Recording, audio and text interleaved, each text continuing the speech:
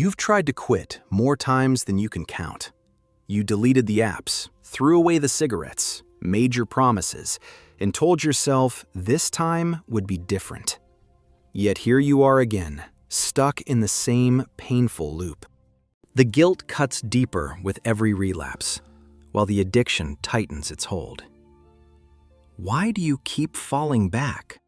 Two hidden forces have been keeping you trapped. First, every time you rip the addiction out, you leave behind an empty space.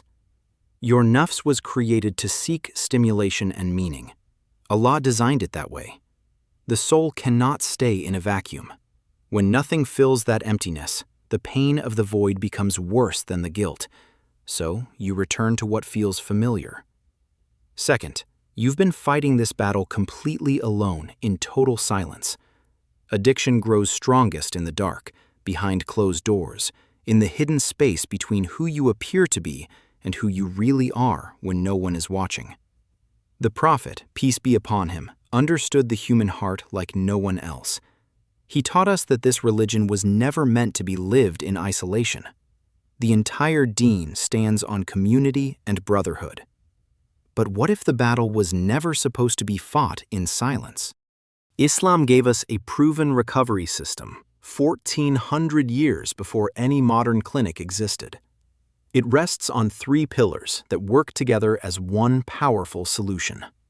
The first pillar is real Tawbah, not the temporary guilt that disappears after a few days.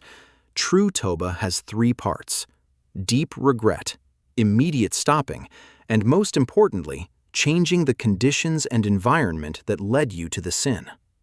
When a man who had killed 99 people asked for forgiveness, the scholar did not tell him to simply feel bad. He told him to leave his town and start a completely new life somewhere else.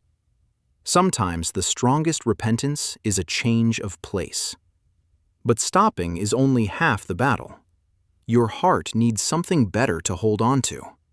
Will you dare to change the ground beneath your feet? Allah tells us in the Quran that it is only in the remembrance of Him that hearts truly find rest. This is your replacement. Dhikr fills the dangerous vacuum the addiction leaves behind. When the urge hits hard, let your tongue turn to Allah. Say His name out loud. It engages your whole being and begins to rewire your response from sin to worship. The third pillar is accountability. Find one brother you truly trust and break the silence. You do not have to share every detail. Simply tell him you are struggling and ask him to check on you. The Prophet, peace be upon him, said, "The believer is a mirror to his brother." You cannot see your own blind spots alone. You now know the path, but knowledge without action changes nothing. Will you take the first step today?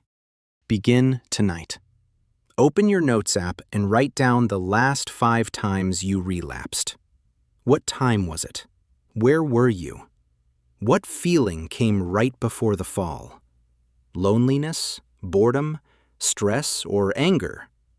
When you see the pattern clearly, you can interrupt it before it controls you again. Next, change one single thing in your environment. You do not need to fix everything at once. Move the phone out of your bedroom. Remove whatever triggers the old habit. One small environmental shift can create a massive change in your destiny, just like the man who left his entire town behind. Build your Dhikr reflex starting now.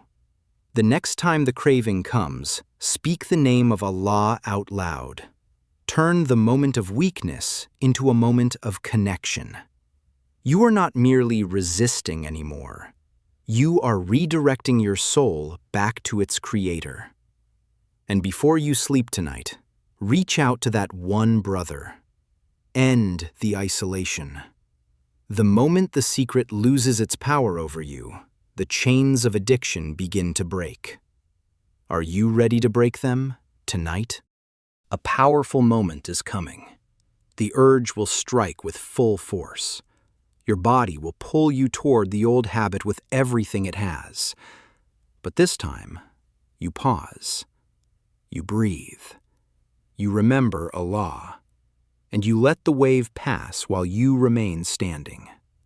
In that single victory, your entire identity begins to shift.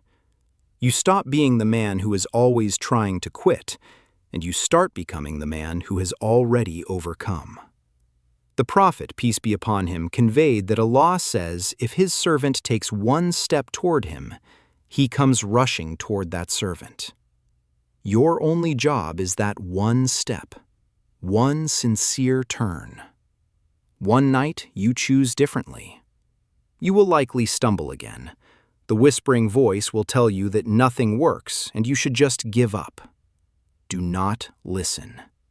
Every son of Adam sins, and the best of them are those who constantly make Tawbah. The door of repentance remains open until your very last breath. Allah has never given up on you, brother. The real question is this: will you refuse to give up on yourself?